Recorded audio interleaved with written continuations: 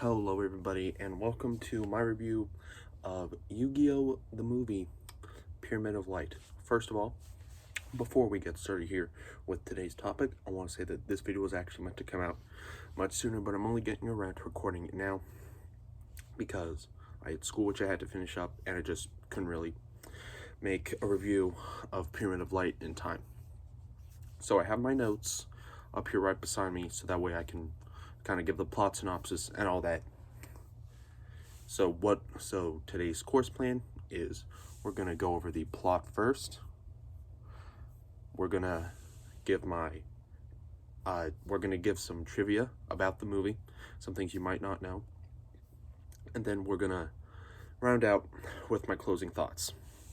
So, the plot of the movie. Battle City has ended, and if this movie is taken canonically, takes place between episodes 144 and 145, which is the end of season 3 and the beginning of season 4, because of where the movie was released. And Yugi now owns all 3 of the God cards. This is going to tie into a bit of trivia at the end, which I will explain. Kaiba wishes to beat Yugi and take the God cards back for himself to become the most powerful duelist. After Yami defeats him in a Kaiba Core virtual simulation duel, Kaiba decides to go see Pegasus in order to see if he has any cards that he can use to help beat Yugi. Pegasus says that he does and duels Kaiba, and if he wins, then he will get the cards, or the card, but it's revealed to be 2 after he wins. Pegasus says that he does and duels Kaiba, and of course he wins. However, when Kaiba goes to see the case with the cards, he sees that there's 2 instead of 1, like what Pegasus said. However, Pegasus has no idea of this.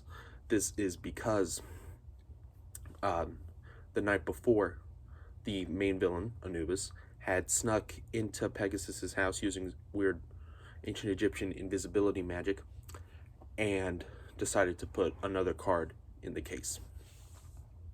So, however, Seto wins and believes Pegasus lied when it was Anubis' doing. While that had happened, Yugi and Taya are busy getting away from the school kids who want to duel Yugi, because Yugi's such a well-known duelist. Everyone wants to duel him and take away the title of King of Games for themselves. So, and they find Grandpa Moto in the Domino City Museum, and they discuss the Pyramid of Light. A strange reaction happens with the artifact.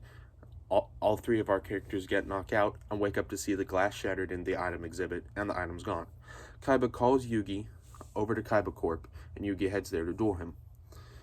He does his transformation into Yami, and the duel begins.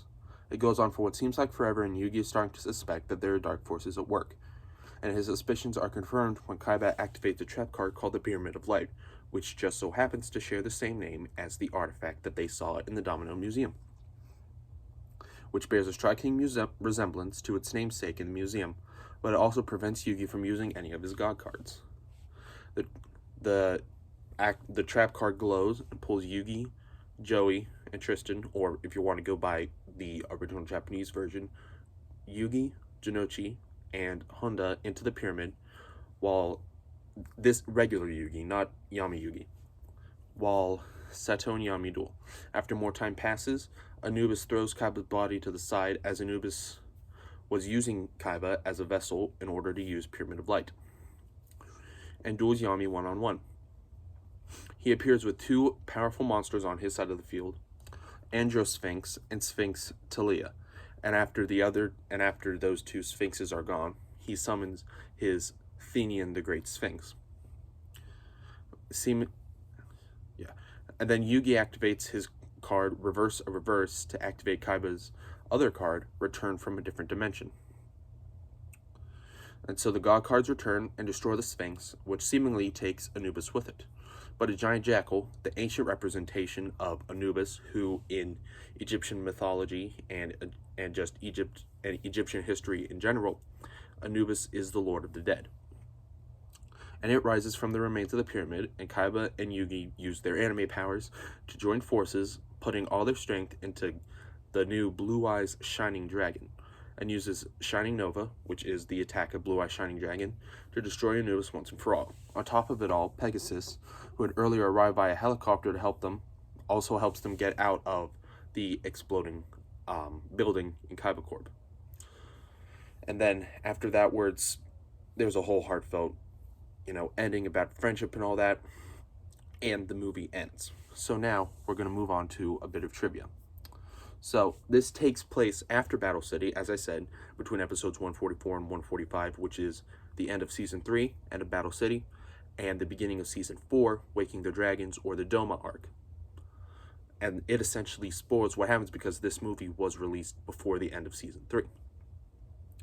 It was released in 2004, and in 2018 was remastered by Konami and Fathom Events, which Fathom Events, in case you don't know, is a company that helps with a lot of other different,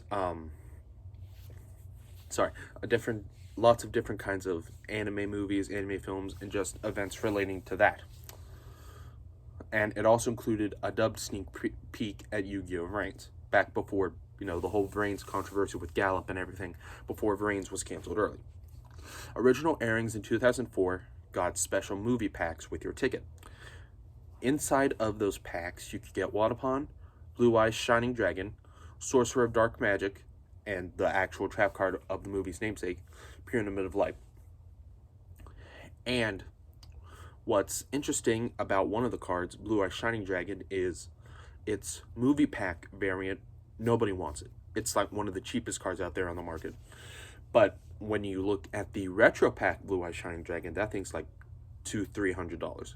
So people want the retro pack, not the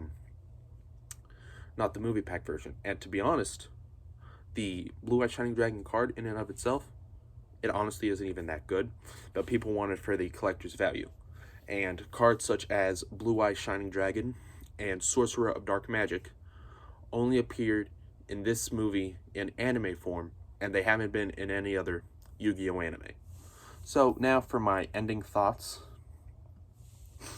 It's a solid film. Of course, it being a Yu-Gi-Oh! Film and being a film from the early mid-2000s, it definitely hasn't aged well in some regards, but still solid movie overall.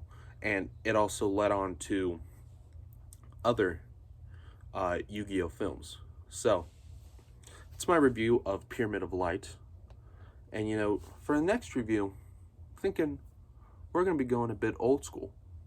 The next review will be of the Season 0 Toei movie. Yes, there was indeed a movie before Pyramid of Light, and it's the only one which has remained exclusive to Japan, as it was the one based on the original manga and what fans call Season 0, which is basically the Toei adaptation. And of course, as you know, Toei does Dragon Ball, Pretty Cure, and all of those other series. And also One Piece, I believe. So that's what we'll be looking at next time. So I thank you for watching, and I'll see y'all in the next one.